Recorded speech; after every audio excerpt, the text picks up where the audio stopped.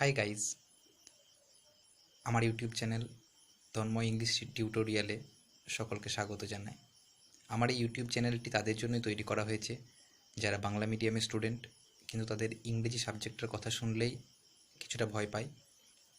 আসলে ইংরেজি সাবজেক্টটা ততটা কঠিন নয় যতটা তারা মনে করে। তাদের জন্য সহজ পদ্ধতিতে সহজভাবে ইংরেজি সাবজেক্টটাকে তুলে ধরাই আমার এই চ্যানেলের উদ্দেশ্য। এই চ্যানেলে ওয়েস্ট বেঙ্গল বোর্ডের মাধ্যমিক, উচ্চ মাধ্যমিক এছাড়া সমস্ত গ্রামাটিক্যাল দিকটাকে বিচার করেই প্রয়োজনীয় স্টাডি মেটেরিয়ালস দেওয়া হবে এবং প্রত্যেকটা পার্ট পড়ানো হবে। এই চ্যানেলের প্রথম ভিডিওটি হবে দ্বাদশ শ্রেণীর on killing a tree give প্যাটেলের লেখা এই কবিতাটির মাধ্যমে। আপনাদের যদি এই ভিডিওটি ভালো লেগে থাকে তাহলে অবশ্যই লাইক শেয়ার করবেন আর অবশ্যই সাবস্ক্রাইব করতে ভুলবেন না। আর সাবস্ক্রাইব করার পর বেল বাটনে ক্লিক করে অল সিলেক্ট করে দেবেন, তাহলে আমার এই চ্যানেলের সমস্ত ভিডিও আপনাদের কাছে খুব সহজেই পৌঁছে যাবে। তাহলে চলুন শুরু করা যাক। গিব প্যাটেলের on killing a tree. Give Patel is an Indian writer. Give Patel হলেন একজন ভারতীয় লেখক। বর্ন ইন 1940, 1940 সালে জন্মগ্রহণ করেন। He is physician, artist and play right. তিনি একজন ফিজিশিয়ান মানে ডাক্তার, এই টার্মটা আমরা মনে রাখবো, পরে আমরা কবিতাটা পড়ার সময় কাজে লাগবে। আর্টিস্ট মানে তিনি একজন শিল্পী বা অভিনেতা, অ্যান্ড প্লে রাইট মানে হচ্ছে নাট্যকার। নাও লিভস ইন মুম্বাই মানে তিনি এখন মুম্বাইয়ে বসবাস করেন, মানে তিনি এখনও জীবিত আছেন। He is still alive. Form, কি ফর্মে লেখা? ফ্রি ভার্সে লেখা, অর্থাৎ no rhyme or no rhythm, অর্থাৎ ছন্দহীন কবিতা বা মুক্ত ছন্দে লেখা। অর্থাৎ আমরা যে কবিতাটা পড়ব তার টাইপটা বা তার ফর্মটা হচ্ছে ফ্রি ভার্স, অর্থাৎ কবিতার একটা লাইনের সঙ্গে অন্য লাইনে কোনো মিল নেই, যেটাকে আমরা সাধারণ অর্থে বুঝি। টাইপটা কি? আইরনিক্যাল পোয়েম বা হচ্ছে ব্যঙ্গাত্মক কবিতা, বা অন্যভাবে বললে অন্তর্নিহিত অর্থ সম্পন্ন কবিতা। টাইপটা আমরা জেনে গেলাম, সেটা হচ্ছে কি আইরনিক্যাল পোয়েম। এবার কেন আইরনি রয়েছে বা কেন ব্যঙ্গ রয়েছে সেটা আমরা বলি। সেটা হচ্ছে মানুষ সবসময় গাছদেরকে বিনাশ করছে, কিন্তু অ্যাকচুয়ালি গাছ তো আমাদের পরম বন্ধু, তাও তাকে আমরা বিনাশ করছি, এটাই হচ্ছে ব্যঙ্গ। অর্থাৎ কবি এই কবিতাটার মাধ্যমে ডিফরেস্টেশন বা বৃক্ষছেদন থেকে মানুষকে সচেতন করতে চেয়েছেন। The poet makes the people conscious. কবি মানুষজনকে সচেতন করতে চেয়েছেন অ্যাবাউট দ্য ডিফরেস্টেশন, বৃক্ষছেদন সম্পর্কে, in the style of irony, মানে হচ্ছে আইরনির স্টাইলে। ঠিক আছে, এবার স্টাইলটা হচ্ছে কি না, হচ্ছে কনভারসেশনাল স্টাইল বা কথোপকথনের ভঙ্গিমা সম্পন্ন। হ্যাঁ, মানে হচ্ছে এই কবিতাটার স্টাইলটা হচ্ছে কীরকম না, তো কনভারসেশনাল স্টাইল বা হচ্ছে কথোপকথনের ভঙ্গিমা সম্পন্ন কবিতা। ব্রিটিশ রাইটার ফিলিপ লার্কিনের কবিতায় আমরা এই স্টাইল প্রায়ই খুঁজে পাই। টাইটেলের ক্ষেত্রে আমরা এখানে টাইটেলটাকে কিন্তু বিচার করব না কেমন টাইটেল, মেনলি যেটা বিষয় সেটা হচ্ছে কিলিং টার্মটাকে আমরা বিচার করব। এখানে কিলিং বলতে কিন্তু মৃত্যু নয়, কিলিং হলো মার্ডার বা হত্যা, আর হত্যা কাকে করা যায়? মানুষকে। তাই আমরা বলতে পারি গাছের মধ্যে ব্যক্তিসত্তা স্থাপন করা হয়েছে বা গাছকে মানুষ রূপে কল্পনা করা হয়েছে, অর্থাৎ এটাকে আমরা বলি লিটারি টার্মে হচ্ছে personification. The poet describes the methodical process of killing a tree. মানে হচ্ছে কবি এখানে বর্ণনা করেছেন যে একটা প্রসেস, যে প্রসেসের মাধ্যমে গাছকে হত্যা করা যেতে পারে। আর সবচেয়ে মজার ব্যাপার হচ্ছে যে ব্যঙ্গটা কোন জায়গায়, যে মানুষ এই কাজটা করে মনে করে একটা মহান কোনো কাজ করছে, but doing so we feel that, মানে আমরা মানুষেরা এই কাজটা করে আমরা কি ফিল করি বা অনুভব করি? We are doing a ceremonial task, আমরা একটা মহৎ কোনো কাজ করছি। তাহলে আমরা পেলাম কি, গিব প্যাটেল সম্পর্কে পেলাম আমরা, তিনি এখনও জীবিত রয়েছেন, তিনি একজন physician, artist and play right, এখনও তিনি মুম্বাইয়ে থাকেন।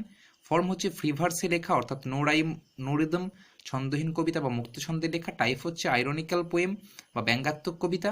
স্টাইল হচ্ছে কনভারসেশনাল স্টাইল বা কথোপকথনের ভঙ্গিমা সম্পন্ন কবিতা, যেটা আমরা ব্রিটিশ রাইটার ফিলিপ লার্কিনের কবিতায় পেয়ে থাকি। আর টাইটেলের ক্ষেত্রে আমরা দেখলাম যে এখানে কিলিংটা হচ্ছে মৃত্যু নয় হত্যা, যেটা হচ্ছে মানুষের ক্ষেত্রে ব্যবহার করা যায়, তাই এটা হচ্ছে পার্সনিফিকেশন। আর ব্যঙ্গটা কোন জায়গায়, সেটা হচ্ছে যে গাছকে হত্যা করে মানুষ মনে করছে যে আমরা একটা মহান কাজ করছি। এবার আমরা চলে আসবো কবিতাটাতে। এবার আমরা কবিতার ফার্স্ট লাইন থেকে আমরা পড়তে শুরু করব। It takes much time to kill a tree. Takes মানে নিডস বা দরকার, তাহলে হচ্ছে নিডস মাচ টাইম মানে অনেকটা সময়ের প্রয়োজন, টু কিল এ ট্রি একটা গাছকে মারতে গেলে। টু টু ডেস্ট্রয় কমপ্লিটলি বা মার্ডার, মানে সম্পূর্ণরূপে একটা গাছকে মারতে গেলে অনেকটা সময়ের প্রয়োজন। Not a simple jab of the knife will do it, কেবলমাত্র ছুরির একটা আঘাত এটা করতে পারে না। এই ইট মানে হচ্ছে কিলিং বা মার্ডার, অর্থাৎ মানে হত্যা করার যে কাজটা সেটা শুধুমাত্র ছুরির একটা আঘাত করতে পারে না, এটা সাধারণ আঘাত। জ্যাব মিনস হচ্ছে এ কুইক হার্ড পুশ, মানে হচ্ছে সজোরে একটা দ্রুত মানে ধাক্কা, বা hit with a hard object মানে হচ্ছে ভারী জিনিস দিয়ে আঘাত করা। এই নাইফ কথাটা ইউজ করা হয়েছে, এটা একটা ইন্টারেস্টিং ব্যাপার। ছুরি দিয়ে সাধারণত মানুষকে হত্যা করা হয়, তাই আবার আমরা বুঝতে পারছি গাছের মধ্যে ব্যক্তি সত্তা বা স্থাপন করা হয়েছে বা হচ্ছে personification. It has grown, it has grown, এই ইট হ্যাজ গ্রোন মানে হচ্ছে দ্য ট্রি হ্যাজ ডেভেলপড, মানে গাছটা আকারে বড় হয়। স্লোলি মানে গ্র্যাজুয়ালি, ধাপে ধাপে বা ধীরে ধীরে। কনজিউমিং দ্য আর্থ মানে হচ্ছে মাটি গ্রহণ করে, আমরা বলি মাটি ধরে। অ্যাকচুয়াল ব্যাপারটা হচ্ছে মাটি গ্রহণ করে হয় না, মাটি থেকে কিছু উপাদান আছে যেগুলোকে গ্রহণ করে। কি উপাদান? না তো হচ্ছে নিউট্রিয়েন্টস, লাইফ গিভিং এলিমেন্টস, এগুলোকে। তাহলে হচ্ছে কি না তো হচ্ছে আমি এটা এই লাইনটা মানে বলতে পারি it has grown slowly consuming the earth, এটার মানে হচ্ছে the tree has developed gradually, মানে হচ্ছে গাছটা বড় হচ্ছে ধাপে ধাপে। কনজিউমিং অর টেকিং মানে হচ্ছে কি কি গ্রহণ করে? লাইফ গিভিং এলিমেন্টস, জীবনদায়ী উপাদান, অ্যান্ড নিউট্রিয়েন্টস মানে হচ্ছে এবং পুষ্টিরস, ফ্রম দ্য আর্থ মানে মাটি থেকে। তাহলে মাটি থেকে জীবনদায়ী উপাদান এবং পুষ্টিরস গ্রহণ করে ধাপে ধাপে গাছটা আকারে বড় হয়। রাইজিং মানে হচ্ছে মুভিং আপওয়ার্ড, মানে হচ্ছে বেড়ে উঠছে বা উপরের দিকে উঠে আসছে। কিভাবে? আউট অফ ইট মানে কি থেকে? না তো হচ্ছে মাটি থেকে। ইট মানে হচ্ছে এখানে আর্থ মানে মাটি, মানে মাটি থেকে বেড়ে উঠছে। ফিডিং আপন ইটস ক্রাস্ট, তাহলে হচ্ছে ভূপৃষ্ঠের উপরিতল থেকে খেয়ে। ভূপৃষ্ঠের উপরিতল মানে হচ্ছে crust, outer layer of the earth, মাটির উপরিতল বা ভূপৃষ্ঠের উপরিতল। এই ফিড করা, ফিড করা এই যে এটা হচ্ছে একটা কি, সাধারণত মা মানে মাদার তার চাইল্ডকে বা শিশুকে যে স্তন পান করায় সেটাকে আমরা ফিডিং বলি বা খাওয়াই, সেটাকে ফিড করানো বলি। তাহলে এখানে আমরা একটা কি মাদার চাইল্ড রিলেশনশিপ পাচ্ছি। ঠিক আছে, এখানে মাদার চাইল্ড রিলেশনশিপ বিটুইন কার কার মধ্যে? না তো হচ্ছে আর্থ অ্যান্ড ট্রি মানে হচ্ছে মাটি এবং হচ্ছে গাছের মধ্যে। তাহলে এখানে মাদারের ভূমিকাটা কে নিচ্ছে? মাটি, কারণ মাটি খাবার দেয়, মাও খাবার দেয়। আর ফিড করছে মানে খাচ্ছে কে? সেটা হচ্ছে বা পাচ্ছে কি? সেটা হচ্ছে চাইল্ড যেরকম পায় সেরকম হচ্ছে গাছ। তাহলে এখানে গাছ হচ্ছে চাইল্ড, আর মানে ট্রি হচ্ছে চাইল্ড, আর আর্থ বা মাটি হচ্ছে মাদার। তাহলে একটা মাদার চাইল্ড রিলেশনশিপ আমরা এখানে পেলাম। অ্যাবজর্বিং, অ্যাবজর্ব করা মানে কি করা? শোষণ করা। তাহলে কি শোষণ করে? না তো হচ্ছে সানলাইট, এয়ার, ওয়াটার, তার মানে সূর্যালোক, বাতাস এবং জল। ইয়ার্স, ইয়ার্স মানে বছরের পর বছর ধরে, তাহলে বছরের পর বছর ধরে সূর্যালোক, বাতাস এবং জল শোষণ করে। And out of its লেপ্রাস height, এই ইটস মানে হচ্ছে ট্রিজ, তাহলে গাছের, এবং গাছের লেপ্রাস হাইট মানে হচ্ছে বিবর্ণ বাকল, হাইট মানে হচ্ছে গাছের ছাল বা স্কিন অফ আ ট্রি, তা গাছের ছাল। সেই বিবর্ণ গাছের ছাল থেকে কি হচ্ছে? স্প্রাউটিং লিভস, গজিয়ে উঠছে। স্প্রাউটিং মানে হচ্ছে প্রডিউসিং, মানে গজিয়ে উঠছে কি? লিভস মানে পাতা। এবার আমি যদি দেখি যে লেপ্রাস, লেপ্রাস কথাটা এসছে লেপ্রোসি কথাটা থেকে। লেপ্রোসি মিনস হচ্ছে কুষ্ঠরোগ। তাহলে কুষ্ঠরোগ, সেই কুষ্ঠরোগ যেমন কোনো মানুষের যদি হয় তাহলে তার গায়ের চামড়া যেমন অবস্থা হয়, ঠিক সেরকম বিবর্ণ হচ্ছে এই গাছের ছাল। ঠিক আছে, সেখান থেকে গজিয়ে উঠছে পাতা। আর আরেকটা মজার ব্যাপার যদি আমরা ভালো করে লক্ষ্য করি তাহলে বুঝতে পারবো যে যেহেতু আমি বলেছিলাম উনি একজন ফিজিশিয়ান বা ডাক্তার, তাই তিনি এখানে লেপ্রাস কথাটা ইউজ করলেন, অর্থাৎ একটা মেডিকেল টার্ম ঢুকিয়ে দিলেন। বিবর্ণর জায়গায় তিনি বললেন কি? লেপ্রাস। ঠিক আছে, আরেকটা ব্যাপার হচ্ছে যে আগেকার দিনে মনে করা হতো যারা পাপী, যারা পাপ করে থাকে তাদের কুষ্ঠ হয়, ঠিক সেরকম মানুষ মনে করছে গাছ যেহেতু পাপ করছে তাই তাকে হত্যা করা উচিত। এটাই হচ্ছে ব্যঙ্গ। গাছ তো আমাদের সঙ্গে কোনো পাপের কাজ বা ক্ষতি কিছু করে না, তারা আমাদেরকে উপকার করে। এই উপকার করাটাকে এখানে পাপ বলা হচ্ছে, অর্থাৎ ব্যঙ্গ করা হচ্ছে, তাই এটা হচ্ছে একটা আইরনিক্যাল পোয়েম। এবার নেক্সট স্ট্যান্ডায় চলে আসি, পরবর্তী স্তবকে। সেটা হচ্ছে শো দিয়ে স্টার্ট হচ্ছে। এই শোটা হচ্ছে linker between first স্ট্যান্জা and second স্ট্যান্জা। প্রথম স্তবক এবং দ্বিতীয় স্তবকের মধ্যে লিঙ্কারের কাজ করছে। লিঙ্কার মানে সংযোগকারী, এই সংযোগকারীর ভূমিকা পালন করছে। হ্যাঁ, আর শো, শো মানে সুতরাং, তার মানে তার আগেরটা নিশ্চয়ই কারণ বা কজ, আর তার পরেরটা হচ্ছে এফেক্ট। কজটা কি? না তো হচ্ছে নাইফ বা ছুরি দিয়ে যে সাধারণ আঘাতটা করা হচ্ছে, ঠিক আছে, সেই আঘাত দিয়ে কিন্তু গাছকে মারা যাচ্ছে, মানে সম্পূর্ণরূপে হত্যা করা যাচ্ছে না। তাই এবার কি করতে হবে? শো হ্যাক অ্যান্ড চপ মানে হচ্ছে জোরালো আঘাত করতে হবে। হ্যাক মানে হচ্ছে কাট উইথ হেভি ব্লো, মানে জোরালো আঘাত করতে হবে, সরি, হ্যাঁ। অ্যান্ড চপ, চপ মানে হচ্ছে কি করতে হবে, কাট ইনটু পিসেস মানে হচ্ছে টুকরো টুকরো করতে হবে। But this alone won't do it, কিন্তু এটা কেবলমাত্র তা করতে পারবে না। এই তা মানে হচ্ছে মার্ডার বা কিল করা গাছকে, বা ডিস্ট্রয় করা, তাহলে গাছকে ডিস্ট্রয় করতে পারবে না। এটা কি কি কি ডিস্ট্রয় করতে পারবে না, মানে কোন কোন জিনিসটাগুলো ডিস্ট্রয় করতে পারবে না, এই দিস বলতে বোঝাচ্ছে the process of hacking and chopping, মানে হচ্ছে এই যে জোরালো আঘাত করা এবং টুকরো টুকরো করে দেওয়ার এই যে পদ্ধতি, এই পদ্ধতিও শুধুমাত্র এটাকে অ্যাপ্লাই করলে কিন্তু গাছটাকে কমপ্লিটলি হত্যা করা যাবে না। ঠিক আছে, এবার একটা লাইন এখানে মিস গিয়েছিল, সেটা আমরা এখানে লিখেছি, not so much pain will do it, কেবলমাত্র এত ব্যথাও কি করতে পারবে না, না তো হচ্ছে এটা করতে পারবে না, মানে গাছটাকে সম্পূর্ণরূপে হত্যা করতে পারবে না।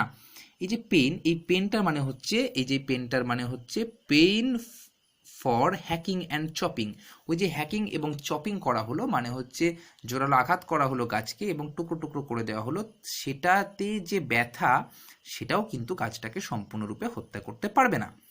এবার আমরা আসবো যে তাহলে কি হবে, তাহলে হবে হচ্ছে the bleeding bark will heal, মানে রক্তাক্ত বাকলগুলি সেরে উঠবে। এই হিল মানে হচ্ছে সেরে ওঠা, এই হিল থেকে বা সুস্থ হয়ে যাওয়া, এখান থেকে এই হেলথ কথাটা এসছে, মানে স্বাস্থ্য কথাটা এসছে, তারপরে হেলদি কথাটা এসছে মানে স্বাস্থ্যবান। তাহলে ব্লিডিং বার্ক, রক্তাক্ত বাকল, এই যে রক্তাক্ত সাধারণত বাকল হয় না, মানে গাছের বাকল কি হয়, বাকল আঘাত করলে হচ্ছে যেটা হয় দাঁড়ায় সেটা হচ্ছে রস বেরোয়। তাহলে ব্লিডিং, রক্ত কাদের বেরোয়, মানুষের, আমি আগে বলেছি এখানে গাছকে মানুষ রূপে কল্পনা করা হচ্ছে বা ব্যক্তিসত্তা আরোপ করা হচ্ছে বা পার্সোনিফিকেশন, তাই ব্লিডিং বার্ক কথাটা ইউজ করা হয়েছে। And from close to the ground, ঠিক আছে, এবং হচ্ছে একদম মাটি ঘেঁষে, হ্যাঁ, উইল রাইজ আবার বেড়ে উঠবে, কি বেড়ে উঠবে, কার্ড গ্রিন টুইগস মানে হচ্ছে কুঞ্চিত সবুজ ছোট ছোট পল্লবগুলো, ঠিক আছে, বা ডালপালাগুলো। এই যে গ্রিন কথাটা এসছে না, এই গ্রিন মানে হচ্ছে সবুজ, যেটা ইন্ডিকেট করে কি লাইফ, আর হচ্ছে ফ্রেশনেস, অর্থাৎ জীবন বা সতেজতাকে ইঙ্গিত করে এই গ্রিন শব্দটা। মিনিয়েচার বাউস মানে ভেরি স্মল ব্রাঞ্চেস, মানে খুব ছোট ছোট ডালপালা, সেগুলো গজিয়ে উঠবে। হুইচ ইফ আনচেকড, যদি সেগুলোকে আনচেকড করা হয় মানে ছেঁটে ফেলা না হয় বা অনিয়ন্ত্রিত অবস্থায় রাখা হয় বা ঠিকঠাকভাবে কাটা না হয় বা ঠিকঠাক লক্ষ্য না রাখা হয়, তাহলে কি হবে, উইল এক্সপ্যান্ড এগেইন, আবার বেড়ে উঠবে, টু ফর্মার সাইজ মানে হচ্ছে আগের আকারে বা আগের অবস্থায়। তাহলে আগেরটা লিঙ্কার যদি শো ছিল, এবারের থার্ড স্ট্যান্ডার লিঙ্কার হচ্ছে নো। নো কেন, মানে হচ্ছে না, না মানে কি, আগের তার মানে কিছু একটা ঘটনা ঘটেছে, তাহলে আগের দুটো স্টেজ যে মানে স্ট্যান্ডা যে ব্যর্থ হয়েছে বা ফেলিওর গাছটাকে সম্পূর্ণরূপে মারতে, তাই নো কথাটা ইউজ করা হলো। তাহলে নো, এই যে এই টার্মটা, এটা এটা ইন্ডিকেট করছে the failure of the efforts of the previous স্ট্যান্ডার্স, আগের যে দুটো স্ট্যান্ডা রয়েছে সেই স্ট্যান্ডাগুলোতে যে ব্যর্থ হয়েছে সেটাকে ইন্ডিকেট করছে এই নো শব্দটা। তাহলে কি করতে হবে, the root is to be pulled out, মূলটাকে উপড়ে ফেলতে হবে। এই মূল জিনিসটা কি, the part of a plant, গাছের সেই অংশটা, হ্যাঁ, that grows under the ground, যেটা বেড়ে ওঠে মাটির নিচে, and absorbs water and minerals, এবং শোষণ করে জল এবং মিনারেল মানে হচ্ছে খনিজ, ঠিক আছে। তাহলে the root is to be pulled out মানে হচ্ছে এই যে মূল সেটাকে উপড়ে ফেলতে হবে, out of the anchoring earth মানে হচ্ছে শক্ত করে ধরে রাখে এমন মাটি থেকে, তাহলে মাটিটা ধরে আছে কাকে, গাছটাকে, সেখান থেকে উপড়ে ফেলতে হবে।